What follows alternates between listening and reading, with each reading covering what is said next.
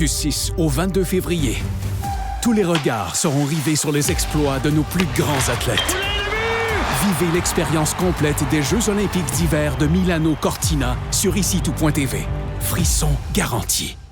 Nous sommes le jeudi 15 janvier. Voici à la une.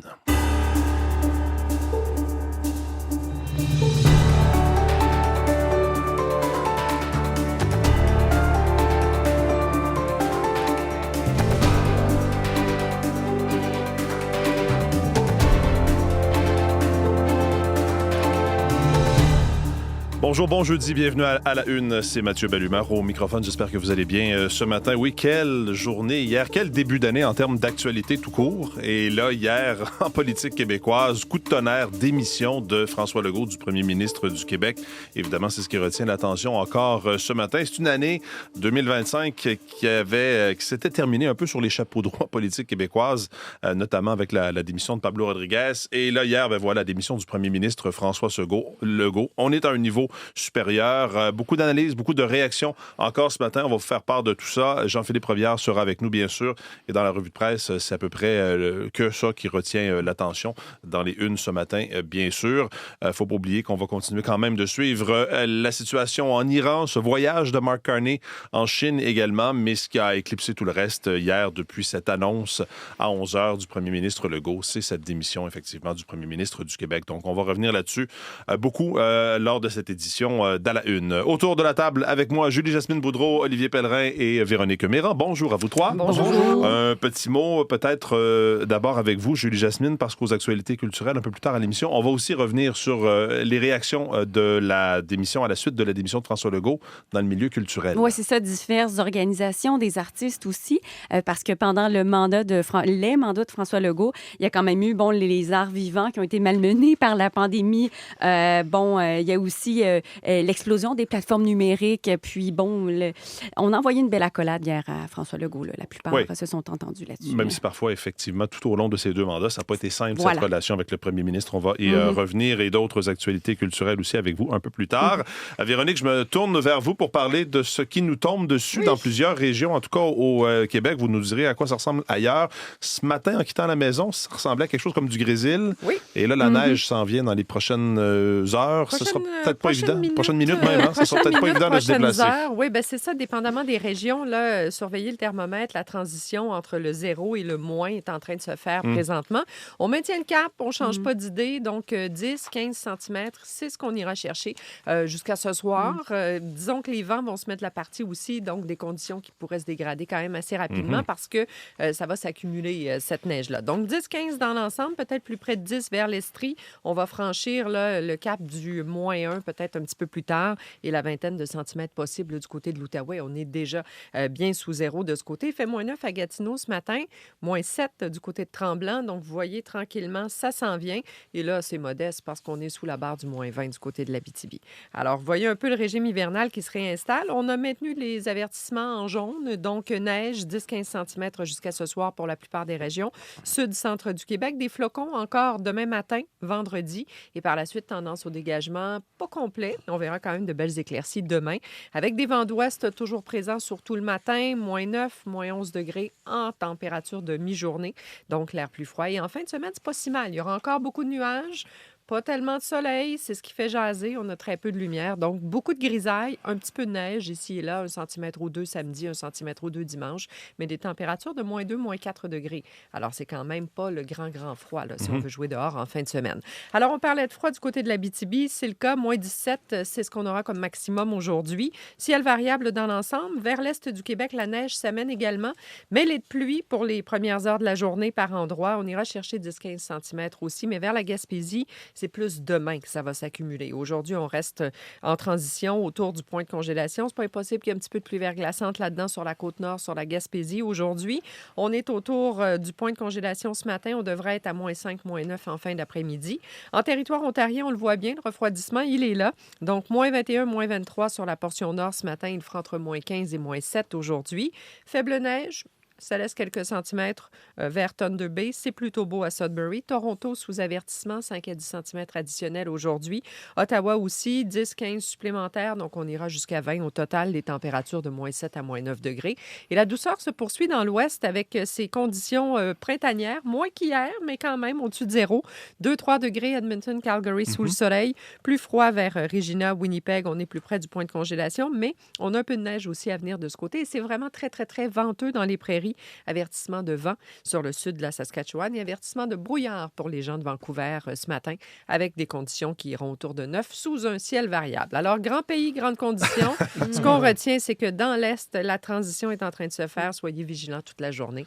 Oui. L'hiver reprend ses droits. Oui, c'est ça. Ça va peut-être être un peu plus difficile sur les routes. Ouais. Véronique Méran, merci beaucoup. Bonne journée. Au sport, Olivier, au tennis, d'abord, commençons en parlant de ces deux Canadiens qui s'ajoutent au tableau principal des internationaux d'Australie. Marina Staucic et Liam Draxl sont deux autres Canadiens qui participeront au premier tournoi majeur de la saison à Melbourne.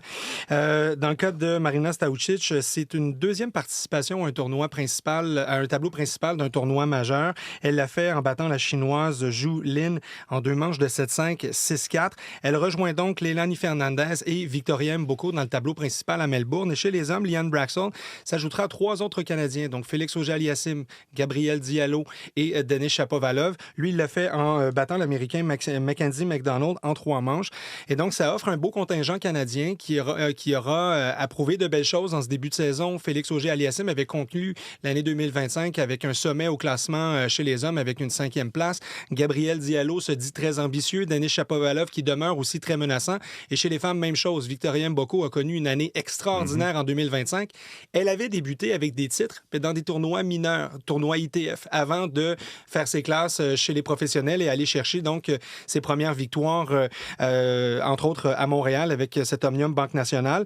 Donc, ce sera intéressant de voir ce que les Canadiennes et les Canadiens pourront faire dans ce premier tournoi, ce qu'ils pourront envoyer comme message justement pour ce début d'année, parce que c'est vrai que là, c'est un vrai premier test pour tous les joueurs et joueuses canadiennes. D'ailleurs, Victoria Mboko, pour elle, c'est quand même une très bonne préparation parce qu'elle est à Adélaïde en ce moment et elle sera aujourd'hui vers 19h30, fin de journée, disons, elle sera du match de demi-finale chez les femmes en simple contre Kimberly Birrell. Donc, bon début pour elle. Et donc, comme je le disais, reste à voir maintenant ce que les autres Canadiens aussi pourront envoyer comme message au tournoi à Melbourne. Parlant de Canadiens, on va parler des Canadiens. L'équipe, maintenant, l'équipe de hockey. On sait que c'est très serré dans l'Est, Olivier. Donc, fin du mois de janvier, importante pour le tricolore, qui a sur son radar d'ailleurs plusieurs matchs contre des adversaires de sa division. Parce que le Canadien est au 3e rang de la division Atlantique, à 2 points seulement de la tête de la division et du Lightning de Tampa Bay. Et ce sera assez chargé au cours de cette fin de mois de janvier parce qu'il y aura 5 matchs contre des adversaires directs, donc des adversaires de division. Ce sera dès ce soir contre les Sabres de Buffalo qui, eux, connaissent une séquence extraordinaire.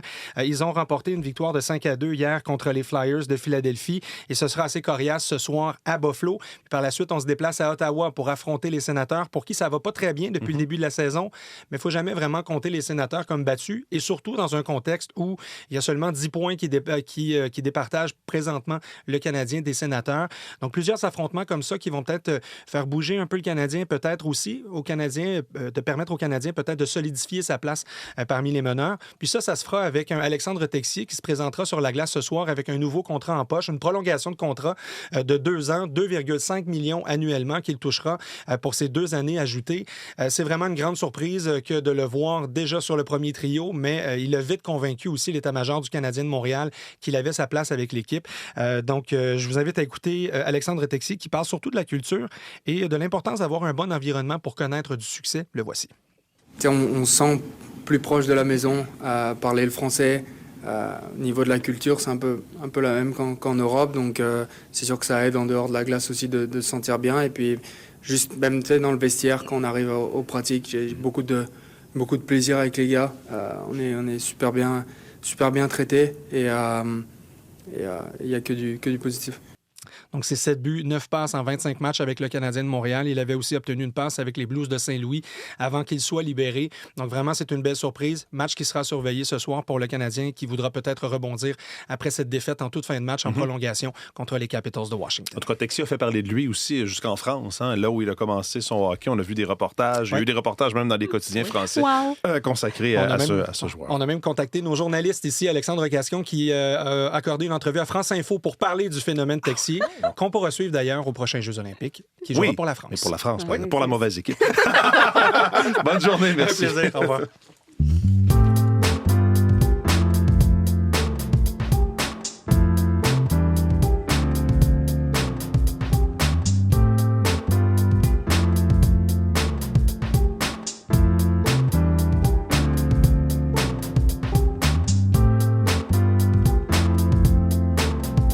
À la une des différents quotidiens de ce matin, c'est évidemment la démission de François Legault qui retient l'attention. Plusieurs analyses, je vais en partager quelques-unes avec vous, parce qu'évidemment, la trame factuelle, on la connaît, on l'a vécu ensemble hier, cette démission à 11 heures de François Legault.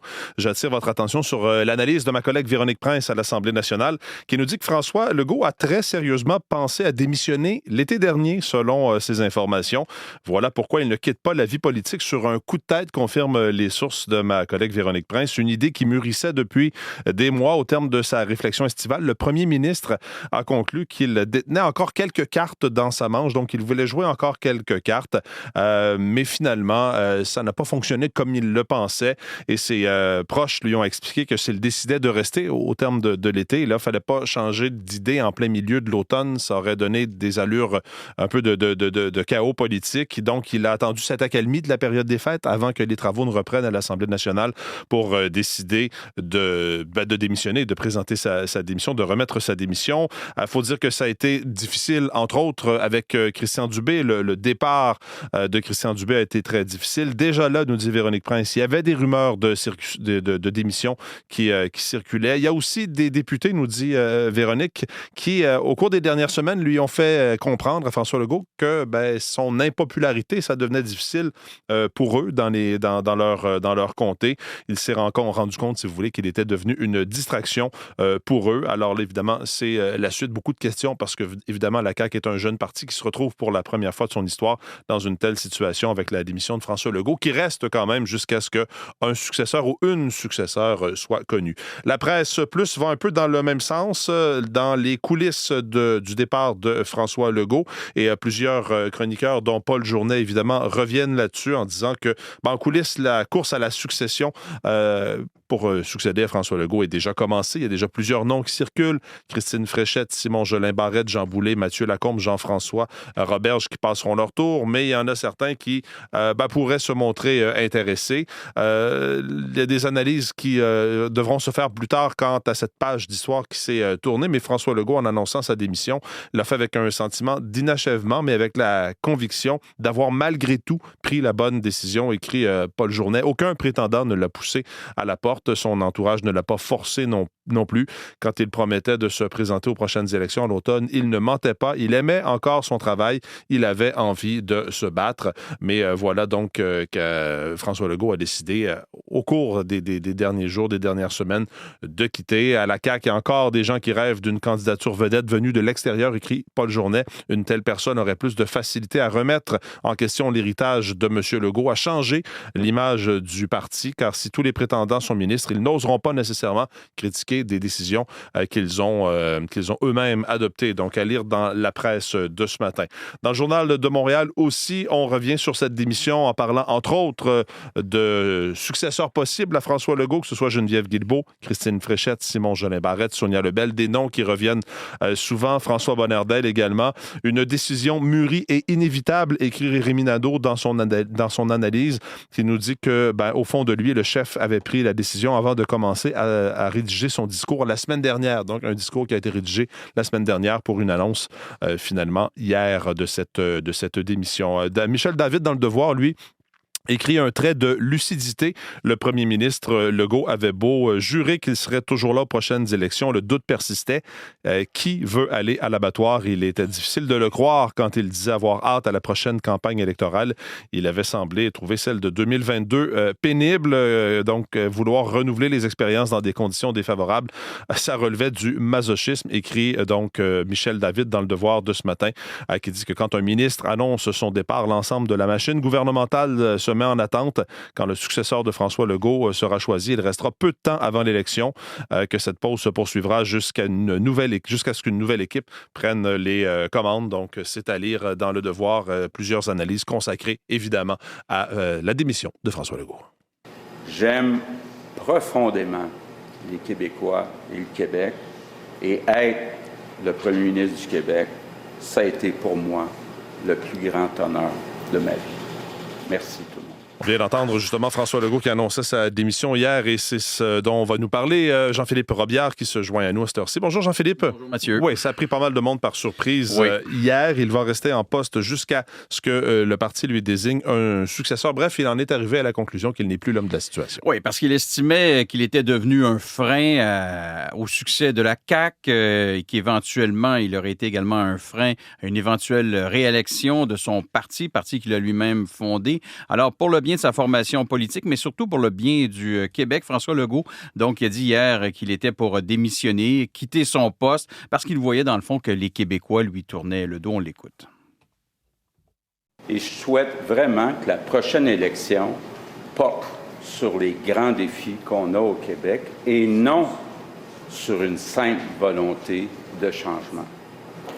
Je vois bien qu'actuellement, beaucoup de Québécois souhaitent d'abord du changement, puis entre autres, un changement de premier ministre. Je vais rester en place le temps que mon parti désigne un remplaçant ou une remplaçante. François Legault, Mathieu, qui était premier ministre depuis 2018. Il met fin donc ainsi à une carrière politique de 28 ans au départ avec le Parti québécois, puis par la suite à la tête de la CAQ où il a obtenu 2 mandats majoritaires. C'est une décision qui a secoué les militants de son parti, les députés, mais également les membres de son caucus. Je vous invite à écouter les ministres Mathieu Lacombe et Bernard Drinville. C'est une nouvelle qu'on accueille tous avec un pincement au cœur. Je parle pour moi ici, un pincement au cœur parce que M. Legault, c'est grâce à lui que je fais de la politique. C'est lui qui m'a recruté dans son équipe. Donc, ça a été évidemment un choc. En même temps, on comprend bien, il l'a bien expliqué, ses motivations. Mais c'est sûr que c'est un choc. Non, c'est un gros choc. C'est un gros choc parce que, honnêtement, moi, j'étais certain qu'il restait, là. C'est un gars qui est rassembleur. C'est vraiment... je sais que c'est une image que certains n'aiment pas, mais c'est le père de famille. C'est lui qui l'a fondé, le parti, tu sais. C'est pas exagéré de dire c'est le père de famille aujourd'hui qu'on perd, là. Oui, plusieurs le soulignent encore aujourd'hui qu'il a réussi l'exploit de fonder un parti et rapidement être porté au pouvoir, effectivement, durant 2 mandats consécutifs. Réaction aussi des électeurs de l'Assomption dans sa circonscription. Oui, dans la Nodière, les électeurs que mes collègues ont rencontrés étaient surpris que François Legault démissionne, mais comprennent sa décision. Il y en a d'ailleurs plusieurs, Mathieu, qui estiment qu'il a pris la bonne décision, qu'il avait fait son temps. On écoute quelques citoyens. Il a donné son maximum. C'est un bon monsieur, un bon papa. Fait quoi, je pense qu'il était dû pour partir. De gros défis dans les dernières années. Peut-être qu'il a besoin d'un petit peu de repos. Il a fait qu'est-ce qu'il avait à faire, il n'a assez fait. Ça a été un bon premier ministre. Ça me fait de la peine, parce que c'est un gars qui a beaucoup fait pour le Québec. Mais là, avec ce qui se passe actuellement, là, je pense que c'est une bonne décision. Réaction d'électeurs dans la circonscription de l'Assomption. Oui. Et donc, la suite maintenant pour la coalition Avenir Québec, Jean-Philippe. Oui, comme on le sait, François Legault va rester en poste jusqu'à ce que le parti lui trouve un successeur. Il va donc y avoir une course à la chefferie du parti, la première de la formation politique. Il y a d'ailleurs eu hier une rencontre du conseil d'administration du parti pour déterminer des modalités de cette éventuelle course. Une course, Mathieu, qui devra se dérouler vite, rapidement, parce que le temps presse. On le sait, les élections, ça arrive, c'est au mois d'octobre.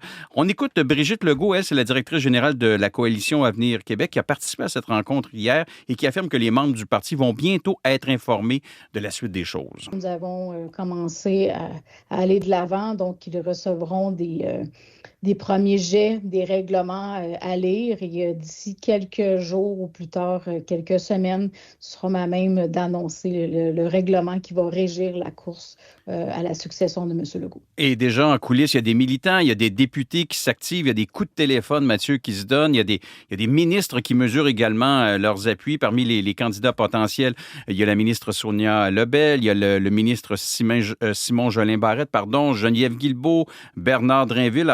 Il faudra voir là, qui va se lancer dans cette course. Mais chose certaine, à 9 mois des élections au Québec, on peut dire que le paysage politique là, a totalement changé au Québec. Là. Ça, c'est clair. Jean-Philippe, merci beaucoup. Merci, au revoir. Bonne journée.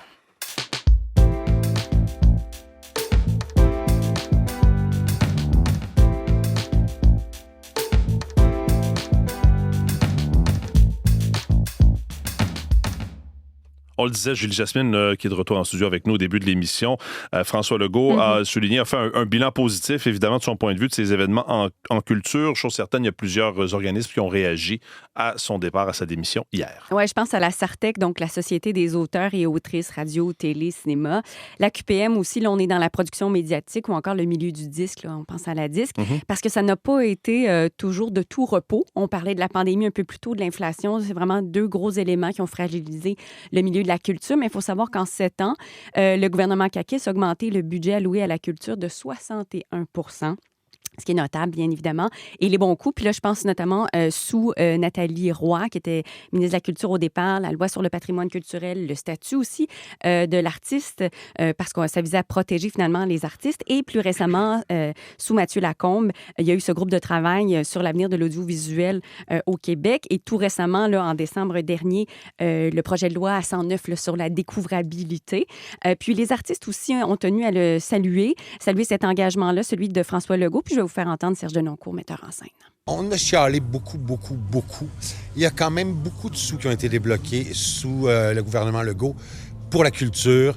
Il n'a pas toujours fait ce qu'on voulait, mais on a eu son oreille, soyons honnêtes. C'est sûr que ça n'a pas été facile pour le milieu culturel avec la pandémie. On se souvient quand on fermait des salles de spectacle, quand on avait l'impression que la culture était constamment sacrifiée parce qu'on voulait éviter, rappelez-vous, les rassemblements. C'était pas une et tout, priorité, évidemment. Et donc, voilà quand même des organismes qui saluent sa contribution au premier ministre François Legault. Voilà pour cette démission. On va faire d'autres sujets aussi parce qu'il y a quand même 2 films québécois, Julie et Jasmine, qui ont été sélectionnés au Festival international du film de Berlin. La Berlinale. Alors, 2 cinéastes d'ici, Jérémy Comte, Zoé Pelchat. Jérémy Comte a représenté son premier long-métrage. Ça s'appelle Paradise. C'est le destin de 2 hommes, un Québécois et un Ghanéen, qui tous 2 cherchent leur père. Alors, c'est présenté dans une section où on met de l'avant du cinéma d'auteur. Et ce nom-là, Jérémy Comte, vous dit peut-être quelque chose. Il a été finaliste aux Oscars en 2019 avec son court-métrage Fauve, excellent court-métrage. Et il y a aussi Zoé Pelchat. Elle, c'est une cinéaste de Montréal, un court-métrage, une comédie dramatique. C'est dans une sélection parallèle, je dirais. Ça s'appelle C'est ma sœur. Et ça met en vedette 2 sœurs, dont l'une qui est trisomique, finalement. Alors, ça va se dérouler du 12 au 22 février. Prestigieux festival de cinéma. Et terminons en musique en parlant du bassiste du groupe américain Red Hot Chili Peppers, qui va lancer un album jazz. Oui, Flea. Ouais. Pour ceux qui le connaissent bien, basse, mais aussi trompette, en plus de chanter sur ce disque-là. Le projet solo s'appelle Honora. Ça va sortir le 27 mars 2026. Il y a déjà un extrait qui est paru, là. C'est très, très chargé. Ça s'appelle Pli, le premier extrait. Puis c'est un plaidoyer pour, je dirais, une espèce de appel à l'humanité, l'arrêt des dissensions sociales. Puis là, récemment, en fait, dans les dernières heures, il y a un extrait qui est sorti, ce que vous entendez avec la voix de Tom York de Radiohead. Et on a annoncé aussi des dates de spectacle à Toronto le 9 mai et à Montréal le 10. Alors, les billets seront en vente la semaine prochaine. Et donc, voilà pour le petit extrait de cette chanson. Merci beaucoup, Julie Jasmine. Voilà donc pour cette édition d'À la Une. Merci d'avoir été des nôtres. Évidemment, on va continuer de suivre les réactions et cette course qui va se mettre en place à la succession de François Legault. Vos équipes du matin prennent le relais. Bonne journée.